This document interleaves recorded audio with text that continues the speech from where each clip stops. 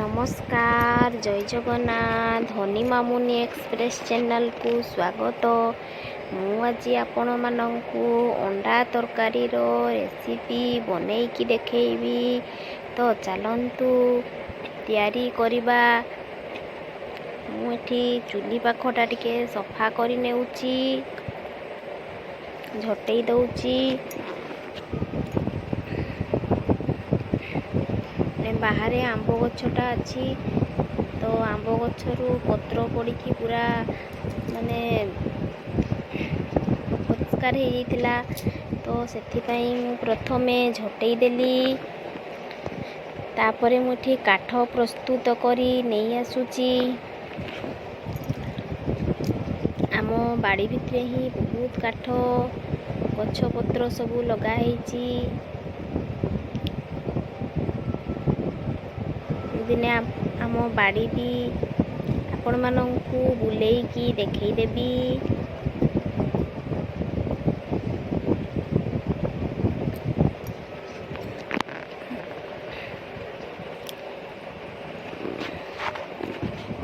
एठी बहुत काठ पड़ीची रखा भी होईची।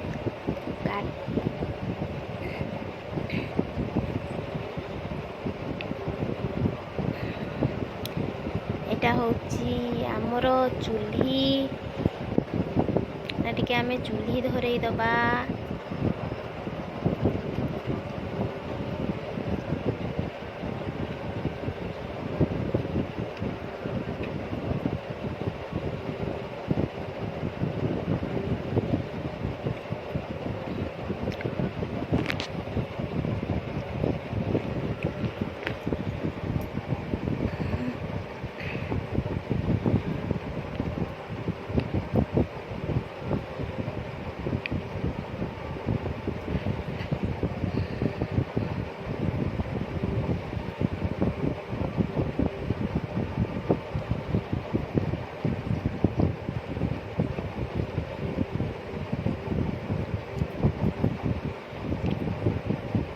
चूली जो धरेबा मात्रे मु एमती आगे जुहार करे।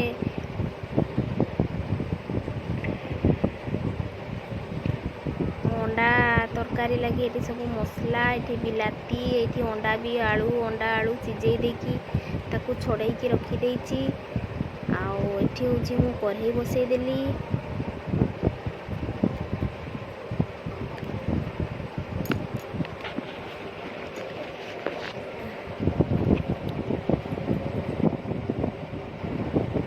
तापरे आमे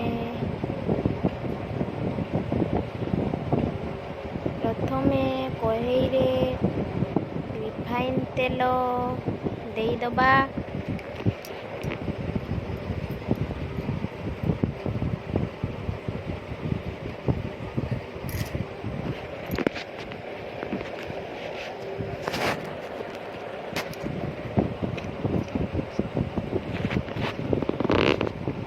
तापरे गोटी गोटी अंडा को एमती आमे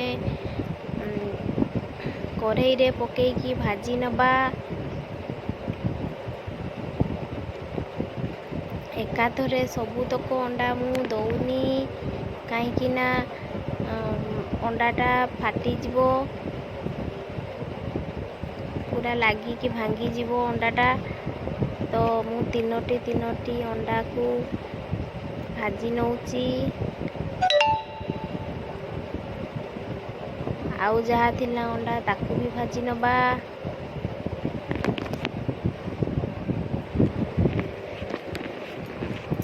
तापरे अंडा को सब मु काढ़ी नहींची। तापरे से गरम तेल रे मु प्याज पकई देइची। प्याज को भाजी नबा। तापरे एठी मु अदा रसुण प्रथमे जे शिଳରେ बाटुथिली ताकू पकई दबा।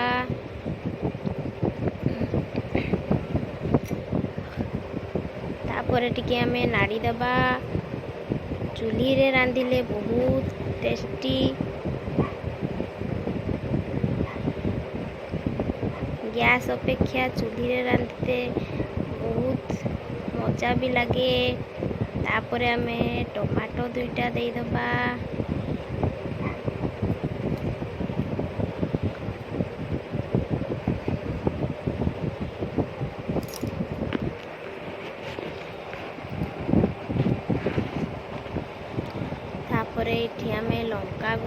ଚାମଚେ ଦେଇଦବା, ହଳଦୀ ଗୁଣ୍ଡ ଚାମଚେ ଦେଇଦବା, ତାପରେ ଧନିଆ ଗୁଣ୍ଡ, ତାପରେ ଏଇଟା ହେଉଛି ଜିରା ଗୁଣ୍ଡ ଟିକେ ଦେଇଦବା। ତାପରେ ଭଲ ଭାବରେ ଏମିତି ଆମେ ମିଶେଇ ନେବା। ତାପରେ ଅଳ୍ପ ଟିକେ ପାଣି ଦେଇଦବା, ନାଡ଼ି ଦେବା। ବିଲାତି ବି ସିଝିଯିବ ଆଉ ମସଲା ବି ଭଲ ଭାବରେ କଷି ହେଇଯିବ।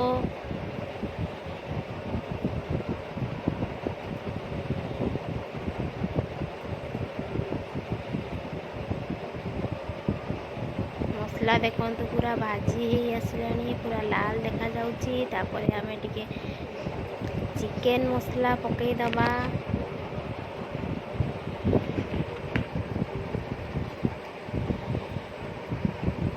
ତାପରେ ଭଲ ଭାବରେ ଏମିତି ତାକୁ ମିଶେଇ ନେବା।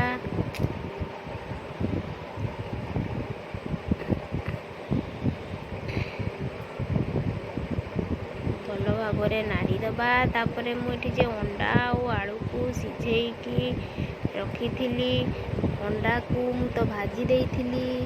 ତାପରେ ଅଳ୍ପ ଟିକେ ପାଣି ଦେବା, କାହିଁକିନା ଚୁଲିଟା ଦାଉ ଦାଉ ହେଇକି ଜଳୁଛି ତ।